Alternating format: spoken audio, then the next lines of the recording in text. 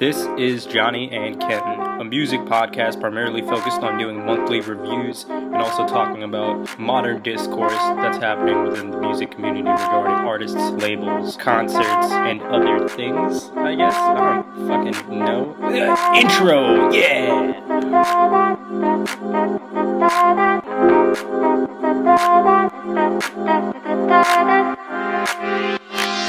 I am letting this love go. I am claiming my own throne. I don't wanna fall in love with a boy caught up with another. I don't wanna fall in love with a boy caught up with another. So I'm letting you go.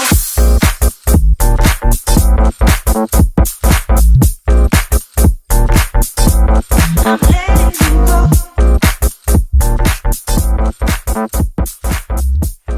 Welcome to a special music edition of the podcast featuring myself and a good roommate, a good friend, a confidant, if you will, Mr. Kenton Cornell Hipshire.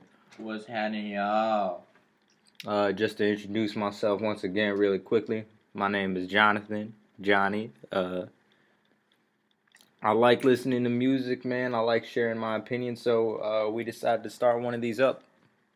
Man, what's been in your rotation lately of the month of May 2016? Oh man. Honestly, I've been bumping a lot of Chance Coloring Book, front to back, good album. I haven't found a bad song on it yet. I mean, I just vibe with everything in that album being like a gospel hip hop album, and throwing in a little bit of the like poppiness with Justin Bieber and Young Thug and stuff. Sounds good. Like it's just, I don't know. It's just sonically like what I needed right now. For me, I definitely respect the project in that Chance the Rapper definitely puts himself out there, and he doesn't hold anything back. I think what you get off of the album as far as lyrical and sonic content goes is very much who Chance the Rapper is as a person. You definitely see a lot of growth between like his adolescent rhymes and acid rap and things like that to a more mature retrospective man of faith in the album. But however, I just don't see myself like having replayability with the album, in that there's a lot of tracks where it seems a little mesh, and in previous Chance records there's been a lot of energy, which I've liked a lot and I guess I've come to expect from him, whereas this one, since it maybe was more of a retrospective piece, it just didn't have that energy. But that's the reason why I don't listen to it as much, because usually I need a type of tempo to keep me into it, and I just feel like a lot of that's scattered throughout the project. I feel that. I mean, just being a like, I don't know, being a like an original Gambino fan, like I came upon Chance by like actually how I discovered Chance was crazy. I was just on my way home from basketball practice, like chilling with my homie Jared. Shouts out Jared, young producer. I don't know if he's got any content out yet, but if he does, y'all should go check that out. Jared Brents, pretty cool dude. But yeah, we was just riding home from basketball practice one day, and I don't know, at the time I wasn't using SoundCloud or anything, so I was just kind of finding myself of a live mixtapes, and shout out live mixtapes. Just trying to find new music. And he had actually played, see, what song did he play? He was playing acid rap, and he played Pusha Man, and I really wasn't fucking with Pusha Man. I was like, it's a little slow, but then like the second half switch up within it was just, I don't know, it was weird. It was kind of Gambino like, but not really. It just had airs of music that like I like to listen to, and it was just good lyrically, and I don't, from a music standpoint, like everything just sounded cohesive and like where it should have been and put together. So like I've always been a huge fan of Chance the Rapper. The third project was pretty good. I like the whole thing he did with Donnie Trumpet. Of course, they're like best friends or whatever, so he's had a whole bunch of time to get to know him and figure out what they do sonically together and like how they mesh well. But when it came to Coloring Book, it was just like a whole complete like free version of Chance. Like Acid Rap seemed like it was him from like his experiences and talking about his use of drugs and different things going on in Chicago at the time, and just how he kind of worked his way up, like his battles with his family members over his music career. But then Coloring Book was completely different. It was like, this is free Chance. This is a Chance who has no ties down. He's talking about the birth of his baby and, you know, having a better relationship with his baby's mama and all this kind of stuff. And then also just having an album I can play, honestly, like in the car on the way to church with my mom. That way she's not gonna like shut it down or something like that. Because if I play any, like, of course you can't come to church listening to Memo or something. You can't be turning up on the way to church with your mom in the car. That's just borderline disrespectful. So I don't know. This is a good album for me overall. Like, I've gone to school, gotten out of exams, gotten out of the final, and just been like, I'm bumping the fuck out of this all day, every day, on the way home, at the car wash. I'm up here jamming Finish Line or whatever. So this is a good album. I like it. I mean, I guess everybody has their perspectives on Chance, but he's a wide variety of different aspects and abilities. So this is kind of cool to see him just like experience all that stuff. For me, I definitely think you're right as far as the terms of growth goes, and he's not really tethered down to responsibilities like he kind of was on previous projects, because he kind of had to form an identity previously on those two projects in regards to, you know, the reason behind why he was rapping issues in Chicago and things like that, and kind of his perspective on those issues. But I personally just feel like it's 2016's been kind of a weird, not necessarily bad, but more interesting year for music, in that I feel like there's been few projects that have been both insightful and playable, right? Yeah. I think I put Coloring Book into this category, along with Beyonce's Lemonade and a few other projects that have come out this year, where they've been very, very insightful. Like, I very much respect the message and identity that the album forms for the artist, as well as just the album itself. But I never find myself going back to listen to a song like Lemonade. I respect the move that Beyonce did. Like, she needed that. It was like sonic catharsis for her to get all of this off of her chest and to, you know, define a role that was never really heard of in just the community for women as a celebrity, as just a black women in general. Usually it's tough for women to talk about the issues that Beyonce has to tackle on the album. And for that, I respect it.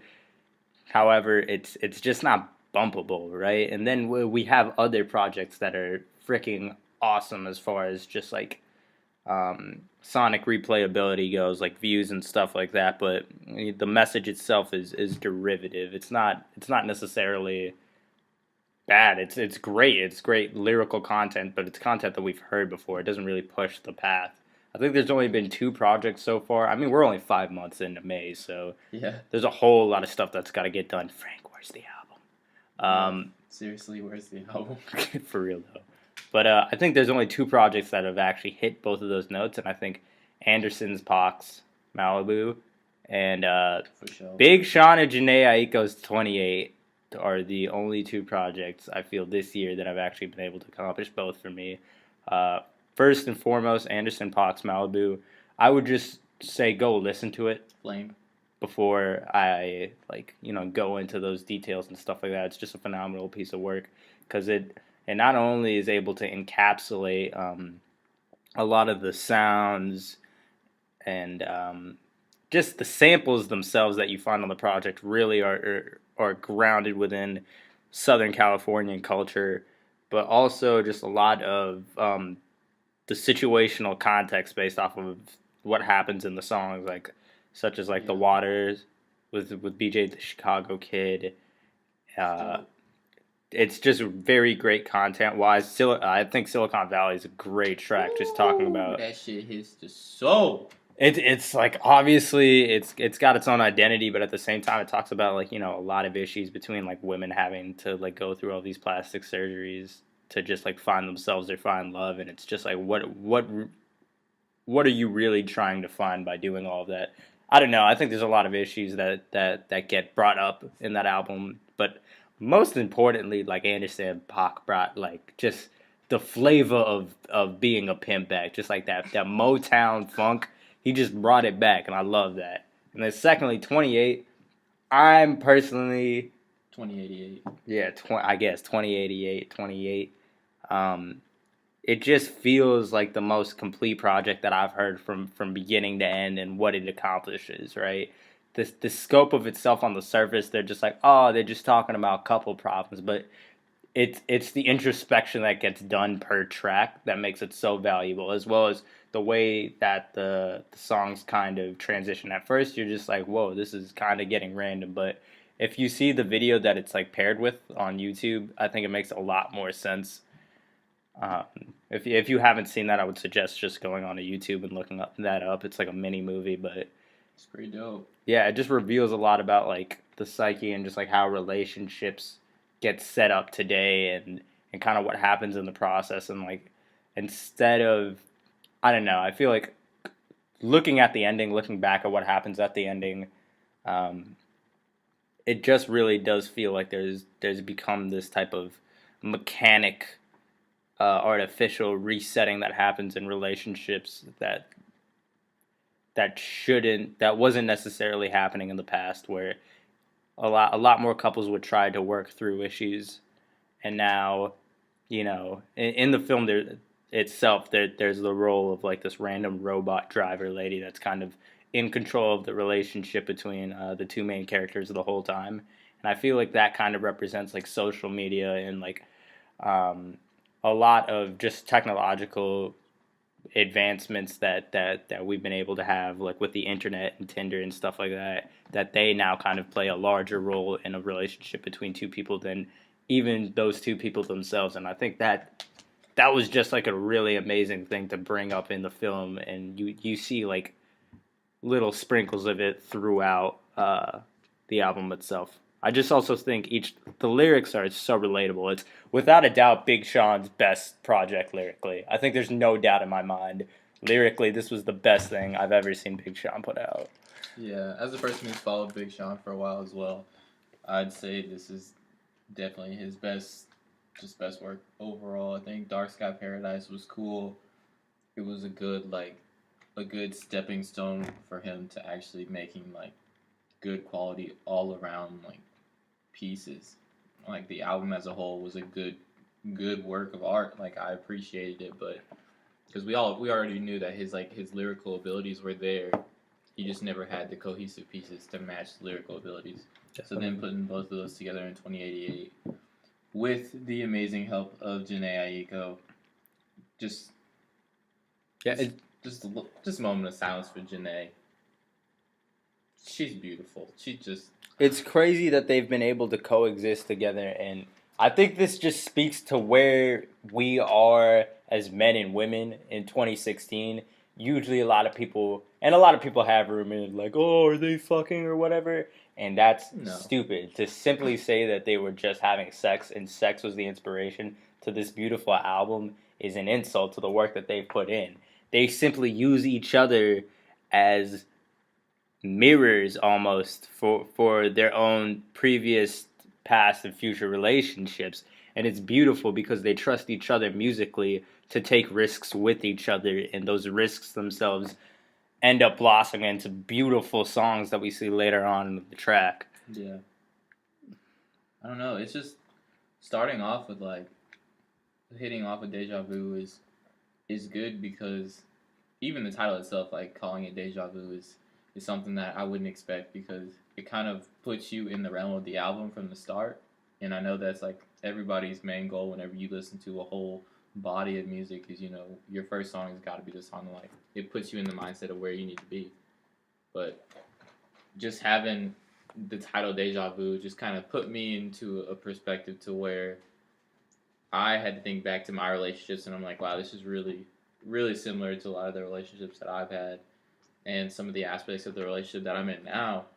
And so just having to think about those things back and forth and moving into selfish and me considering my whole relationship basically throughout the album was just really cool and something that I had just like not really considered before, and I don't know. It's just really interesting to hear like celebrity point of views, I guess, because I mean they're all celebrities, but at the same time they're all people, and sometimes we forget that. And just hearing his like, yeah, this is what I used to go through, and this is what I'm going through right now, kind of all encapsulated into this fairy tale relationship that he paints with the album is just really interesting and cool, and just being able to apply that to my life and stuff. It's been, I don't know, it's been different.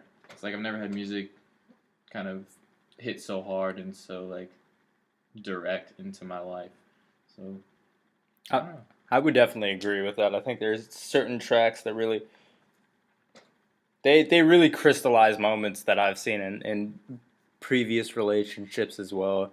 For example, like Talk Show, just that tonal shift between them loving and appreciating each other and just like understanding the beauty of what a good relationship is in the first half. And then the second half, I mean, they still very much are still in a relationship, but there are road bumps that like bring out what seem to be darker emotions, but they're just more honest emotions with each other. And it's that side of honesty that people usually try to shy away from on projects just regarding relationships in general, but they face it head on.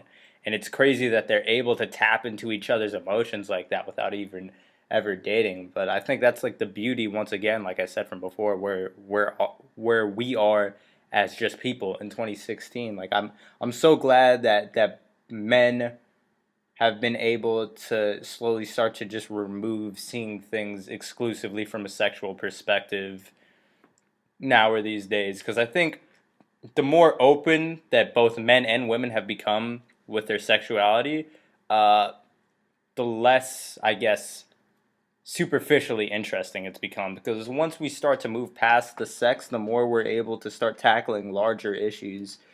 And those issues, I think, really kind of culminate themselves really well within the album for both Janae and Big Sean, such that they're able to address them and grow from that. Yeah, the album at the end, like once you get past 2 minute warning and you hit Talk Show, the like every song after Talk Show, so Memories Faded and London Bridge, it has a very like dark essence to it and almost like painful for them. Like you can kind of feel Definitely. like where their relationship is and like how much pain each other's feeling, but you're still kind of wondering, and you'll see this more whenever you watch the movie that goes with the album, is you don't really know if it's like it's pain from like honesty with each other and then like bringing them back together, or if it's pain from hearing the truth about like how each other feels and then realizing that like this relationship wasn't meant to be. Yeah, definitely. Like you're really stuck between trying to figure out like, okay, are they happy and they like fix their situation and now they're like gonna try to grow from it, or is it one of those where like, man, this is the reality of our worlds right now and like we're just not compatible and we just really don't know like what we're gonna do with each other, and so maybe it's just better if we just separate from each other, which is a consideration you have to take in any like argument or breakup or anything you go through within your relationship. So it's just a really confusing yet real topic that he touches on musically, which is interesting because you think of Big Sean, you don't think about like I'm gonna give you some real ass shit to talk about. Exactly. You're I thinking still about, think of like like the money ass and- state, ass Yeah. trade lines. Yeah. You're not thinking about anything like serious when you talk about him, but like I said, you saw that bridge from him talking about the superficial things to the real things in Dark Sky Paradise, and then he just got completely real with it with 2088. So I really respect this album, and I really hope he keeps making music like this. I don't want all of his music to be like 2088 because I mean, don't get me wrong, I still like the ass shake songs. Like it's hot, like it bumps. I still want to hear that, but this is a good switch up for Big Sean. I fuck with it a lot. Yeah, they definitely brought the best out of each other on the project. And also, I think, kind of switching this up, but yeah, really outside of those two projects, it's really come down to just not being able to find a lot of retrospective and bumpable music. Now, like I think we've talked about things kind of on the retrospective end, stuff in between which I haven't seen. I wish I could see more. But now going towards more bumpable stuff, his Katra album, Katranada. Yeah. Man, we've been on him for like a year and a half. It feels like 2 years now. Been on him for a minute, bro. The debut finally came out, and For it's a minute. 99.9%. Shouts out Katra. This is a good album. phenomenal delivery. It's just innovative sounds. Like nobody, I've never been able to hear 808s hit so cleanly in my Yeah. life. I mean, to put it into perspective, I would say I listened to. So how long have we had the Katra album? Like 2 weeks, a week, 2 weeks. 2 weeks. Okay, so we had the Katra album for 2 weeks. In that same span of time, that like the first 2 weeks that I've gotten all these albums, I've listened to Life of Pablo probably like once every other day. I've listened to Anti by Rihanna like maybe once in those 2 weeks. I've listened to 2088 like probably 30 times easily. It's a lot. In those 2 weeks. It's a lot, yeah. Malibu, I've easily listened to 30 plus times. And then 99.9% I listen to every day. Like, I don't go a day without listening to one song off the album. And it's not like it's one of those albums where you listen to one song and then, all right, that's all I wanted to hear. It's like To Pimp a Butterfly. Like, once you start the album, like, you're finishing the album. Yeah, it feels like a whole clean DJ set, which is the amazing thing about it. And it's also really nice because in between a lot of these, like, heavier songs and albums that we've been talking about, the Keisha Nada album, for me, kind of serves as just this awesome palette cleanser in that it's just completely instrumental. It's not really trying to tackle anything. It's just trying to deliver something new, whether it be the Brazilian sample that we find on Light Spot, or all of the great features from up-and-coming artists such as Vic Mensa and obviously Anderson .Paak. The switch up on Drive Me Crazy still drives me crazy to this day. It's absolutely magnificent. Right when you think you know a song, man. He fucks you. That's the only way to describe it. And there's just like sneaky tracks where you really can just... You need good background music sometimes. I feel like most music tries to make you try to find a purpose or a meaning, and you kind of have to like find yourself within the music. But this Kitchenada album doesn't strive to do that. In fact, it kind of works very well at being the opposite. It's great background music such that you can kind of absorb what's happening in your life, and then that can just magnify stuff as opposed to the other way around. Because there's songs like Vivid Dreams that I love a lot on here. Yes. And even the breakdance lesson, that track's great. Good. Bus Ride's lit. Bullets. Oh, yes. Bullets, Lil Dragon. Where's Lil Dragon? New world. Yeah, Lil Dragon. Where's Lil Dragon been at? One Too Many. One Too Many is just great. This is a phenomenal track overall. It just reminds me of like a not like a rainy but like a drizzly, misty day in like the London streets or something. You about to go to the club. It's just a vibe. You catch a vibe immediately.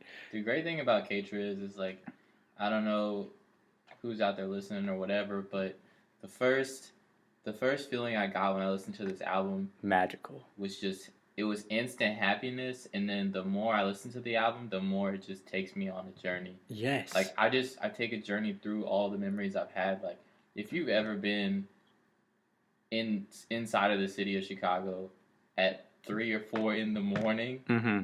and just walking around by yourself, like, and you listen to this Katra album, you'll understand what I'm saying. Yeah, you feel like... If you live in a city or traveling to a downtown urban area, I would definitely suggest trying to give this album a listen. Just like walk around and you're just more in tune with things because the instrumentals and the samples used on the track just are able to mesh together so well that they kind of represent a melting pot, which is great for cities and stuff like that because there's so many like different cultures and ideas and topics just being thrown at you at the same time, but they together form their own identity, right? Like, if you go to Queens, there's, like, Little Italy and, like, Little India and all these places. Like, they might be their own little boroughs and stuff like that, but together they culminate the identity that is Queens. And the same thing can be said with the instrumentals and the samples off of this album. And it doesn't try to make a statement. It just simply exists for the sake of creating its own identity. And I think there's beauty in that.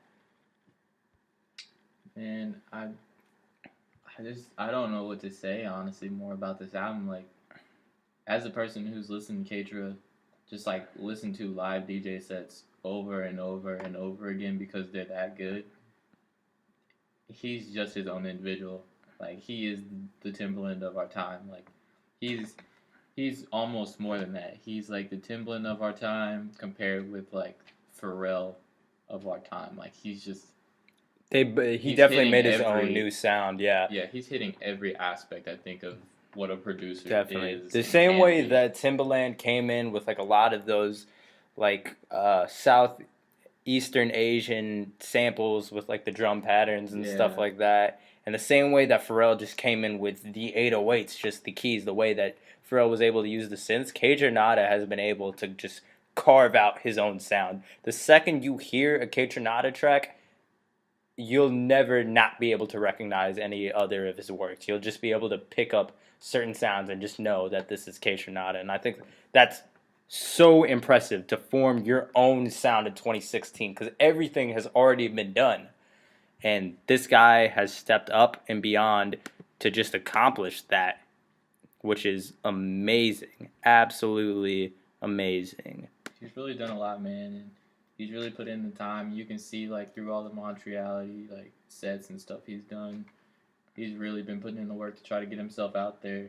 I mean, you can even tell from the album itself. Like, if you look at the album art, like, it's so abstract that it makes you just focus on the music. Like, you can clearly tell that that's what he's trying to get you to do. He wants you to just focus on the music. He's not worried about, shooting a bunch of videos. He's not worried about what the album means, what the name of the album means. He just wants you to listen to the music, and that's it. Which is great. And I mean, that's all really he deserves. Like, he makes such good music. If you don't like Kate Renata, that's fine with you. Like, that's just not your thing. But for me, I personally will forever be listening to Kate Renata because he's everything in a producer you can think of. Like, most major songs you've heard of, he's flipped and made them better. Definitely. So, I don't know. I would check him out. I mean, if you don't listen to the album, at least listen to something on YouTube or hop on his SoundCloud and check out something that he's done with Vic, like Drive Me Crazy, or what's the other song, Glowed Up with Anderson .Paak. He's got 2 or 3 tracks with Vic though, and all of them are bangers. I mean, Stupid good. he's worked with a lot of crazy people, like Sid from the Internet is on the album. Bad Bad Not Good's on the album. Oh, Bad Bad Not Luna Good. George, Goldlink by himself just murders usually whatever he's on. So add a Luna George to the mix and you've got a banger. True. So yeah, man. I mean, I don't know. There's not much more I can really say about the K-Trap album. I just think it's good. I mean, the next album that's really on my list is Views. Like, Sure. Let's get into the it. 6, bro. It's real. Like, That's cool that Drake was really able to represent his city. Like, Drake finally reached the point in time in his life where he's like, I don't have to be self-conscious about other bullshit that's happening in my life. I can just focus on me for an album. true. And he really did that. And I True. think he exceeded in doing that because the biggest crutch to an artist, usually the thing that makes or breaks them, is whether their actual identity is worthy enough for being put together with all these other radio hits and stuff that they culminate, right? Because you can manufacture a lot of songs that'll pop off on the radio or try to gain street cred and all of this stuff, but you're never really going to have a long-lasting career until you're able to really put yourself out there as an artist and be true to yourself and then have people reciprocate the love. And he was able to definitely do that, and I think it's great because you can hear other facets of the things that he's been able to do with If You're Reading This, It's Too Late, and other tracks that have been coming out since Nothing Was the Same. But the best thing in it of itself is just he was able to let Noah 40 Shabib, his producer, just work on their childhood almost, like their upbringing and stuff like that, and really sonically be able to produce a portrait almost for Drake to kind of go over. And what Drake does go over, and this is the part which kind of ties back to what I was saying from before. The stuff that Drake does go over is the stuff that we already know about him. It's just higher quality stuff, but it's stuff we know. However, the portraits that it's framed on are magnificent. It's just done at the highest quality level. I mean, what do you think, Kenton, are probably your favorite tracks that exemplify some of that stuff? Oh man, there's so many tracks. Um, First off, let's just make this clear. If you don't like Drake, go fuck yourself. Okay, that's. Because Drake is a good artist, man. He's really worked to earn where he's at, and I mean musically, he's giving everybody what they want. Like, I mean, when I say that, I mean you can go fuck yourself. As in, if you don't respect Drake and what he's done, because Drake has definitely earned his position. It's not like he's just kind of ridden on the backs of other artists or something like that. Like, yeah, he's made some features, but he's been putting out projects and putting out work too. So give the man his due respect, please, please. I'm sick of people saying Drake's the type of nigga to do this or whatever and discrediting his music for that. Yeah, I'm not gonna lie. Drake's the type of nigga to do a lot of shit, but Aren't we all? exactly. I mean, he's just saying what you're too scared to say. And it's taking your girl by surprise. She ain't listening to you late at night. Nah, bruh. She listening to Drake. She not with you. She not faithful. Oh, come on, man. You gonna start this off with a pun? Come on, bruh. That definitely is It's one child's of... play. Okay, I'm just gonna stop this right here. I definitely do feel like Faithful is for sure one of the best songs off the track.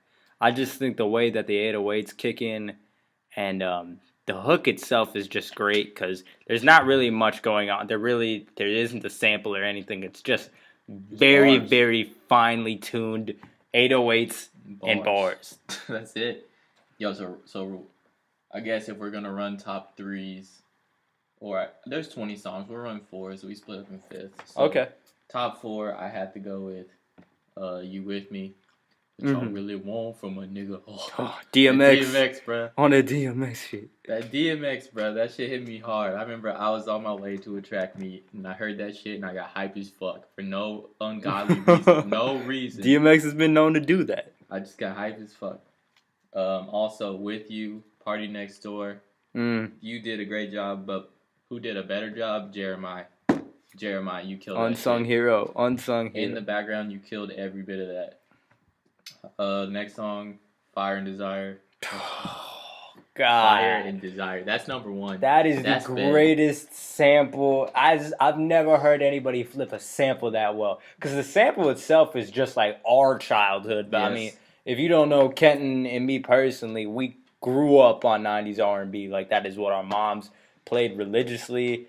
Every single party, every single day getting picked up from school.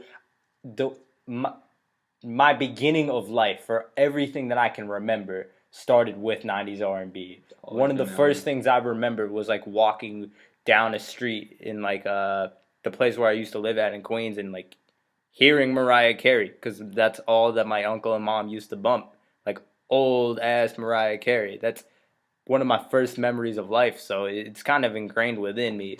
But just the way that he was able to use the vocals and bring them back in as the bass drops, phenomenal. And the lyrics themselves just touch on something very, very real. Yeah, man, that's it in a nutshell, really. I mean, Fire and Desire is passion. It's like I'm not gonna say. I'm just gonna let you listen to it. If you haven't heard it yet, go listen to it, man. It's gonna make your day.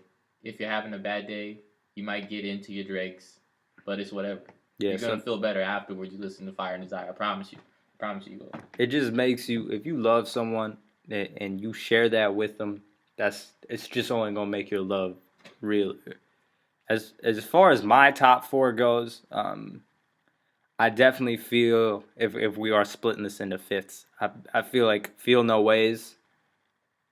Feel No Ways is very, I don't know, it touches it's good for me personally because I think the chorus itself, where it's like there's more than sleeping in and getting high with you. Yeah. I think that's very true for our generation, in that a lot of people our age, with us being in our early 20s, a lot of people just seek that type of lifestyle where you're trying to use just drugs and sex and just almost even the relationships of other people as an escapism from you just trying to find yourself or finding stability within your life. People our age are so afraid of just being able to settle with something. People are just afraid of choosing and being comfortable with their choice. And I feel like Drake really does bring that up with Feel No Ways, because I know I've had a couple of relationships where I look back at it and I was like, dang, the only reason why I got into this was just because I really just wanted to have sex with this girl. True. And then once you start to reach a certain phase where, you know, you're left without the sex and all these other things, and you're just supposed to be with each other for the sake of being for each other, you do have to take a step back and be like, why did I choose her, or why did I choose him? And I think the song really just brings to light, like, being able to come to terms with, maybe this won't work out. Yeah. But it doesn't mean I feel no ways about it. Like, just, it is what it is. Like, that's what the track is. As far as the other 3 tracks go that I have to choose off of my top 4. Oh wait, I threw my 4th and I forgot to. Oh yeah, go for that. You're good. Summer's Over Interlude. Woo!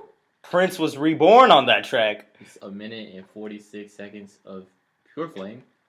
Pure Flame, which leads you into Fire and Desire if you haven't seen the album or heard the album yet. Track list. But Majid Jordan sung on Summer's Over Interlude. He murdered that. I mean, as far as interludes go, this is definitely the best interlude I've ever heard in my life. It's changed my life.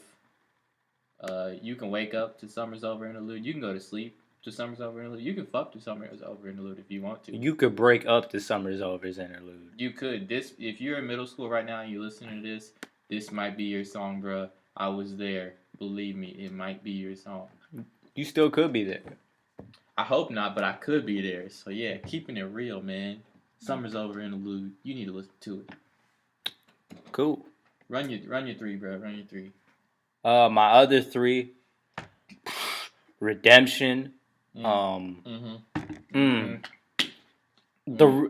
realest Drake bars have gotten spitting on that track. Oh, man. Even if you only know him by the memes, if you really do know him as the artist, as the man, Redemption lyrically embodies the highest quality version of Drake. Gold. That is pure, unadulterated, 100% Drake. I think the line that still sticks with me the most today is earlier on the track where it's just like, why do I settle for women who force me to pick up the pieces? Whew! That's a line. That's real, bro. That's a real line that I think is very relatable. Not just for men, but just for women. Like, you know, people always are just throwing themselves into relationships because they help that person. Yeah, they like to see what they can make of the person. They see the potential, but it's like a project almost. Exactly, but you have to understand that that person's gonna have to help you grow, and you're gonna have to help that person grow. And it might not be into something that you want, but it's gonna be something that is beautiful. Yeah. And I just think that Redemption is just like that embodies what Drake is, and that's the reason why I personally fuck with him as an artist. That sounds pretty accurate, man. I mean, looking at the track list and everything, like at 5:34, that is the longest track on the album. Definitely. That may be just Drake's autobiography, bro. Really good. If so, I mean, I definitely agree, and I think it's one hell of an autobiography. As far as my 3rd track goes off of the top 4, Controller. Controller has to be on there for me.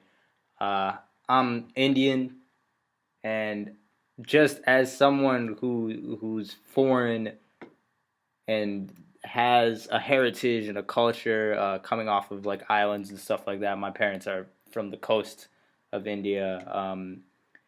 It's just so awesome and honestly baffling to see how like the people of like the West Indies and Jamaica and Africa and India and all of these island Polynesian cultures have just like this similar beautiful, just jungly, islandy, just let's dance and relax and have fun because life is so beautiful vibe to them. And I think Drake was very much able to tap into that with Controlla. Obviously, with the help of PopCan and stuff like that. Even though it didn't make the official version, I still definitely appreciated the work that got put in there. It's I a mean, the track vibe. was made to be international, and that's what I respect about it the most. Because usually, a lot of people try to focus on just the Western countries as far as Europe and America goes, and Drake really settled in and said this track was going to be for everyone. Like I can play this with my mom and my dad, and they will like it. Like my dad being a 60-year-old Indian man, I can see him legitimately loving this song, and I think it's just beautiful dancing music. Like every single time I hear that song, like I just want to be with a girl that I like, that I love, and just share this moment with her. Like I hope I eventually am able to find a girl that just understands this song on the type of level that I do, because I think it's just absolutely magical considering my heritage and stuff like that. And then fourth, in the final track for me, Views, Views, Feels Views, 6666. Sickles. It's hard, bro. Like lately, I've been listening to Views, and I'm like, well, first I'm listening because I'm listening to Fire and Desire. Like with support. At the beginning, I wasn't really messing with the song Views. I was like, it's a good song, but it's not really like what I expected it to be or anything. But the more I listen to it, the more I appreciate it. It's just like it's hard bars, bruh. It's like hard bars. That's all you needed. That's all I wanted, and that's what he gave me. I think it's great too on the way that the track list is set up, because you go from Fire and Desire, and that's kind of what people know Drake as, and they label him as being sensitive, because apparently a man who shows their emotion and who's honest with people about his emotions gets labeled a pussy pretty much in today's generation, Yeah. and from the past too. And I think we actually are starting to get away from that, which is good. But I think it's great because that sample is still very much R&B based at the very beginning, and it kind of represents Drake's childhood and our childhood that we were talking about from before, where everybody kind of sees you as a boy and you're placed in this place of love, and then all of a sudden, just because you come from this place of great love doesn't mean you still can't be a man and get your shit done. And I think that's what Views really exemplifies. Just because I'm honest with you about my emotions and stuff like that doesn't mean that I'm still able to take care of my business. I think Views is great because he's able to pretty much say, at the end of the day, I still put on for the city of Toronto. I put True. Canada on the map. True. They might have had Justin Bieber, Steve Nash, Celine Dion. They didn't really rep Canada the way that Drake has. Like, he put Toronto on a map. Like, literally, there is GDP that is accounted for because of Drake. And that's just amazing. And I think it's just a great old school beat.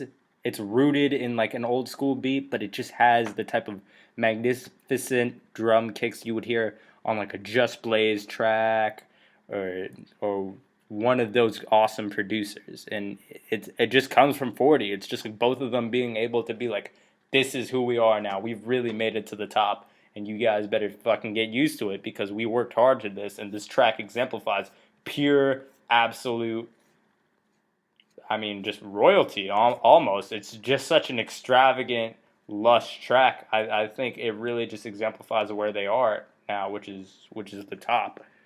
So that's pretty much my top four. I would say, I mean, we already talked about Faithful from before, and the reason why I bring it up now is to kind of transition into one of my other favorite albums of the year outside of Views is the Division album. Division was on the track for Faithful. He's the guy singing at the very end. Known to be, a lot of people would say a ghostwriter, but pretty much just like a collaborator, someone who was working with Drake under the studio, was a big influence on Views itself. Division not only had his or its or their thumbprint on Views the same way Chance had his thumbprints on The Life of Pablo, his independent track was absolutely breathtaking. I don't know if you've gotten a chance to listen to it that much, but I personally love it. Like, I put it out there with Views as far as replayability and listenability goes. Yeah, man. September 5th, the Division album. It's I don't know, man. I haven't got to listen to it all the way through, like, as a cohesive piece, but, I mean, I've been a fan of Division for a while. Like, after hearing them on Shannon Boudrum's YouTube channel. Shout out Shannon, you the best girl. If you can just call me later, that'd be cool. I appreciate it. Sliding them DMs. You hella fine, but yeah. So apparently she's really good friends with one of the members from Division. So she plays a lot of their songs on her channel and whatever. Check her out. But the album itself, I don't really want to speak on since I haven't gone through it all the way. But I've listened to a majority of the tracks, like With Me, Too Deep, Hallucinations, and another one, and The Line.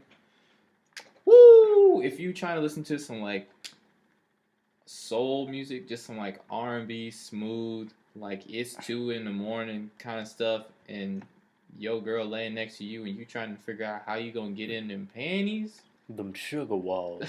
put on the Division, bruh. I'm not playing. Take care of that business. I feel that. It's smooth, and even when you're not trying to get with your girl, if you're just trying to kick back and chill, man, Division is just smooth. It's so easy. Like, they really repping for Canada right now. Like, coming out of Canada with Drake, they are really repping hard. So, I mean, most props to Division, especially getting put on the Views album. That's a huge, huge deal for him. Yeah, going from nowhere to Views, crazy. It's crazy because, I mean, that has to attest to how great they are as a group.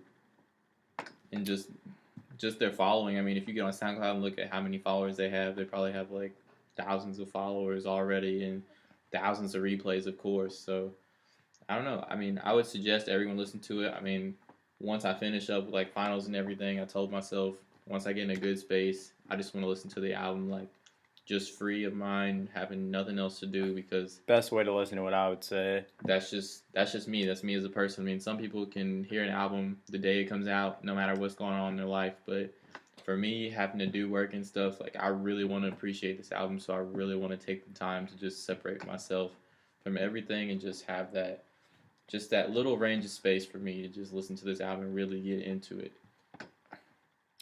And then I guess we'll wrap it up with this. If you could give our listeners your top 3 songs or top 3 albums they should listen to, just off the cuff of stuff that you've been recently listening to, what would it be? Top 3 songs I would give you and top 3 albums. I'll do both because that gives me more variety. Go for it. Top 3 songs. First, K Tronada, Got It Good, featuring Craig David. It's a feel good song, man. You gonna be happy with it no matter what. Like, Good track. Very good track. it's fire, right? It's just pure fire. I can't put any other words to it. Also, see, Miracle Wherever from Free TC, Ty Dolla $ign album. We didn't really talk about that too much, but Free TC is a fucking phenomenal album.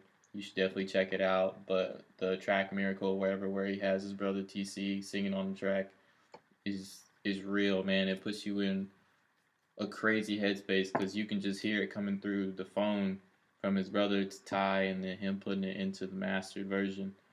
So it's one of the rawest tracks I think on the album. So I would definitely check that out. Third song I'd say, let's see, man. I don't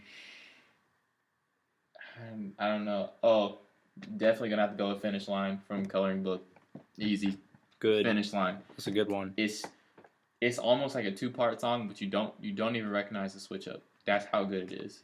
Definitely. That's how good it is. I mean, who do you have on there? T-Pain. You have Kirk Franklin. No Name Gypsy. Gypsy's bars are fucking flame. When are they not? No Name Gypsy needs to put out more music. She is amazing. She needs to put out more music. She's one of the best female rappers I've ever heard in my life. For Like, people real. think Nicki Minaj when they think female rapper. Like, I think No women Name. like No Name need to be getting a lot more credit in the game, and I think she's what hip hop needs. Yes. She's just what hip hop needs. Y'all give her just your time of day, please. I promise you'll appreciate it so much. But as far as my top 3 albums that I've been listening to, outside of the ones we've already talked about, Free TC, Always Strive and Prosper by A$AP Ferg, and you just gotta go back to The Life of Pablo by Kanye, man. I mean, that pretty first good. half of the album is phenomenal. Second half, it's okay. I mean, everybody's already heard the second half, so I'm indifferent about it. But it still doesn't make it a bad thing. It just means it's been heard before, and it's nothing special to me. So that first half of the album definitely got me hot. Definitely. For me, my top 3 songs, I would say for sure number 1 would be "Daydreaming" by Radiohead. I know Oh. that's way Oh. far out in left field, but I think first of all the album itself. I think we could probably talk about this on the next music podcast that we tape. But "A Moon-Shaped Pool" has the potential to be album of the year. I think it's for sure gonna win Grammys. I think deservingly so. If you know Radiohead's work or if you've heard about stuff like that, it's just very Good. transcendent music. I think is the best way to describe it. It's ethereal. Those are the only 2 words that I can describe the song as well as the album. Ethereal and transcendent. I know there's what the fuck does that even mean, but just tap into the music and just let the music lead you. It's just one of those types of songs. It's definitely one of those types of albums. It is.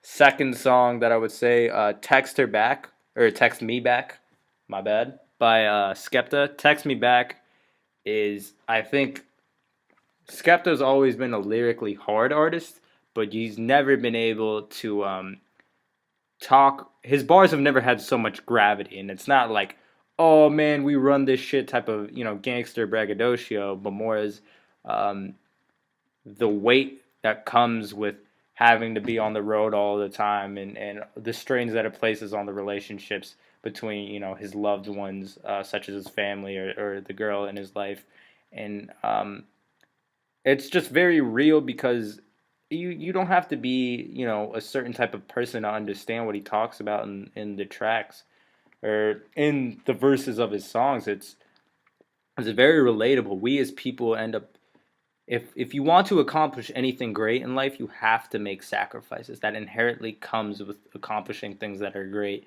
But at the same time, you have to come to terms with those sacrifices as well. And sometimes, you wish you could be there for someone that you didn't really have time for and things like that. And I think that's what "Text Me Back" represents. And it's really great, too, because it just also shows the diversity that grime music can have as far as the sound goes, because a lot of people think, oh, simple beat, rap over it, it's grime. But it's really cool what this track does in "Text Me Back" in that it takes literally like a phone ringtone, like a Nokia phone ringtone, and then starts to build off of that. And you can start to hear why Skepta chose a phone sound for, "Text Me Back." I mean, obviously it's in the title. I'll let you listen to the song and kind of figure the rest of it out. But I just thought it was genius from the beginning all the way to the end. Yeah, sidebar. That's off of his album Konnichiwa that he just released. Great. It's a Great good album. I'm really interested to figure out why he chose the name Konnichiwa. If you don't know, it means good afternoon in Japanese. But I don't know. It's a simple cover. Hopefully his meaning behind the cover and the name carries as much weight as it does with his bars. But I would definitely check that out. It's a good album coming out the UK. So appreciate it. For me, my third track that I would give people just to show that we obviously listen to the diversity of music is a song called "Magnifique." It didn't come out this year. It came out towards the end of last year by a guitarist duo known as Ratatat. They've been frequent collaborators with like artists such as Kid Cudi, King Chip, and stuff like that. But it's just great guitar instrumentals. It just brings back all of, not necessarily just the nostalgia of what rock guitar solos were from the mid 2000s and stuff like that, but it brings more of a looser summer vibe, which is great going into what will be the summer as we finish up May and head into June. Magnifique has just been awesome, and I've been definitely playing it a lot because you need something different sometimes, and it just really comes in for that. There's not much to it like the Kaytranada album is, as far as accomplishing a discussion about a motif, but it's just great background music, and I think it does its job very well. As far as 3 albums go that I've been listening to a lot, I'm not gonna keep it into this year, because I don't know. I like to go back and listen to other stuff. Trap Soul. Yeah, Trap Soul. You read my mind. I think Trap Soul is. It's gonna take a long time for Trap Soul to get out of my rotation. Bryson Tiller. It'll never run out of rotation. Yeah, it's gonna be very difficult to see it run out of rotation. Don't. Yeah. Secondly, the No Worries project, featuring Anderson .Paak and a very, very good yet underground producer known as Knowledge.